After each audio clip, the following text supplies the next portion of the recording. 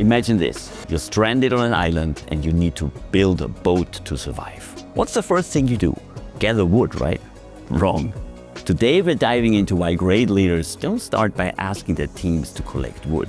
They start by inspiring them how great it would be to get back to the mainland.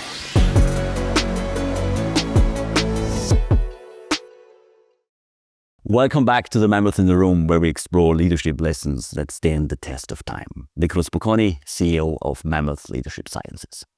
In this episode, we're talking about purpose-driven leadership and why focusing on the why ignites passion, creativity, and commitment.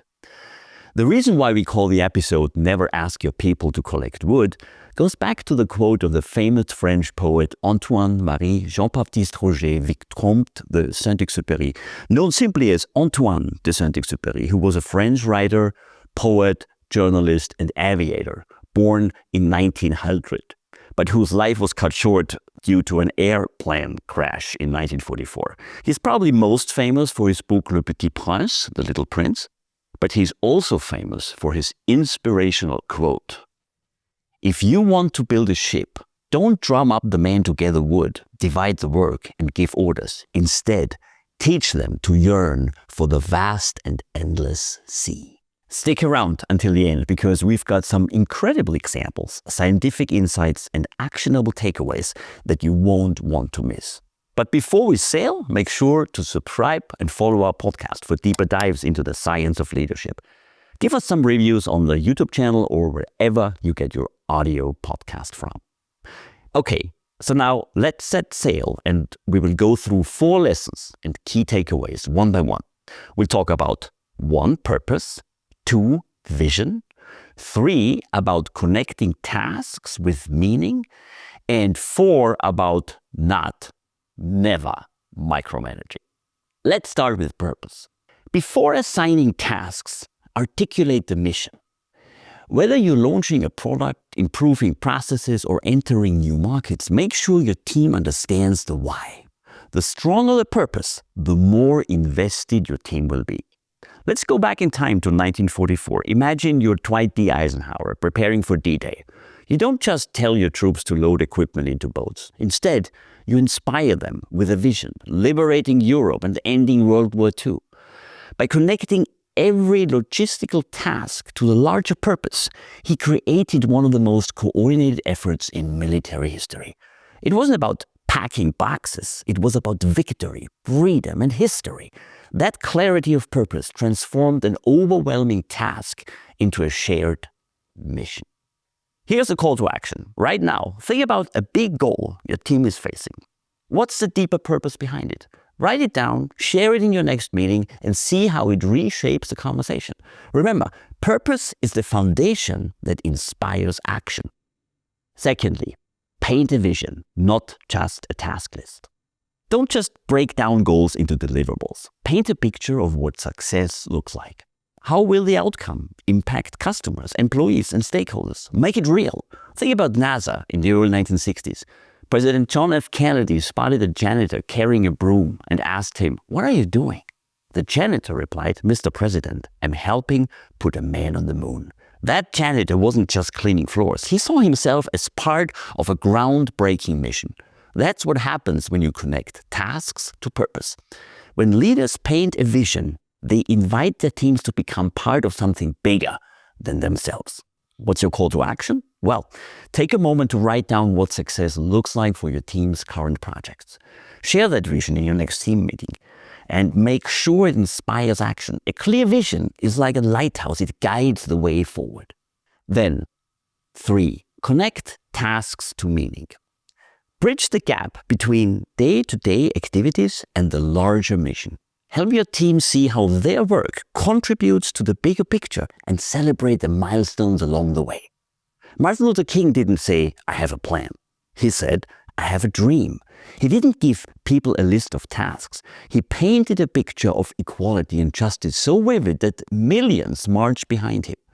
His vision sparked a movement because it gave people something bigger than themselves to believe in. And he made sure everyone knew when another milestone was achieved. That's the kind of connection leaders need to foster within their teams. What's your call to action? Well, think about how you're recognizing progress. Celebrate small wins publicly and connect them back to the mission. When people see meaning in their work, they stay motivated.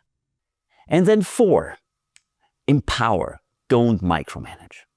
Now, this is super important. Give your team ownership over how they achieve the vision. Instead of micromanaging the process, telling them every step of the way what they have to do and when and why, trust their expertise and creativity.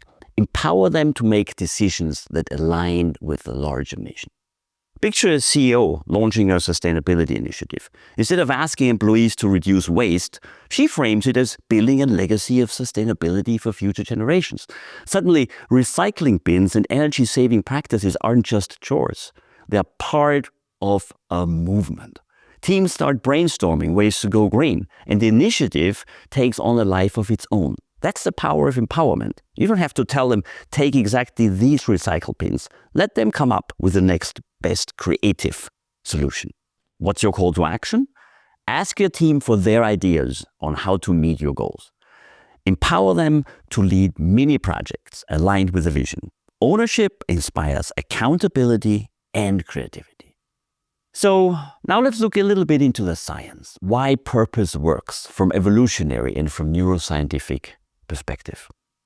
Science backs up what we've been discussing. Humans are inherently wired to seek meaning and purpose. Neuroscientific research indicates that when individuals connect with a meaningful goal, their brains release dopamine, a neurotransmitter associated with pleasure and reward. This release not only makes tasks more enjoyable, but also reinforces a desire to pursue and achieve objectives. There was a study done by Hamid et al. 2016, and as always, we have the scientific evidence in the show notes. It was titled Mesolimbic Dopamine Signals the Value of Work. Published in Nature Neuroscience, found that dopamine levels continuously signal how good or valuable the current situation is regarding obtaining a reward. This insight helps explain why individuals are more motivated and willing to exert effort when they perceive that their work is meaningful and aligned with a higher purpose.